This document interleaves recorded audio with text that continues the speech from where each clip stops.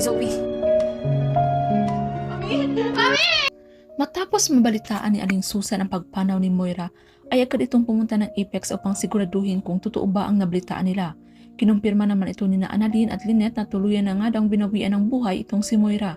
Sa wakas, matutuldukan na nga ang kasamaan ni Moira at magiging malaya na sina Annalyn at Lynette. Subalit ikalulungkot naman ni Annalyn dahil nga nalaman na ni Zoe ang nangyari dito kay Moira. At hindi nga kayang tanggapin ni Zoe na wala na nga raw itong si Moira. Kaya naman nagpupumilit itong si Zoe na makita ang katawan ng kanyang ina.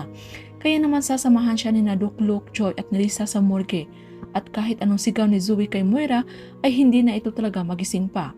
Subalit hindi pa alam ni Zoe na kasabot pala ang kanyang nobyong si Dax at si Empoy sa mga plano ni Moira. Tila ngayon pakiramdam pa rin ni Lynette na hindi nga buo ang kanyang paniniwala na si Moira ay wala na. Dahil may pakiramdam siyang hindi pa ito nawala dahil nga masamang damo ito at mahirap paniwalaan. At lalo pa na iniwan nila ito sa ospital na yon at lahat sila nagtungo sa Apex Hospital upang magpahinga muna, kaya agad naman nakagawa sa plan B si na Moira at Nerissa at kinunsya ba ang doktor na turukan siya ng gamot at palalabasin na nag-cardiac arrest para paniwalang paniwala ang lahat na siya ay patay na. Kasama sa plano nito ang grupo ni Moira na pinangungunahan ni Dax. Kung tutuusin, paano ba nalaman agad ni Nerissa na nasa ospital si Moira? For sure plano ito nila Moira na palabasin na patay na siya. At ngayon ay maghanda-handa na daw ito sa muling pagbabalik ni Moira at gusto niya mangyari na wag ipaalam muna kay Zoe ang plano nila. Hindi naman ito sasabihin ni Dax kay Zoe dahil para nga daw sa kanilang future ito.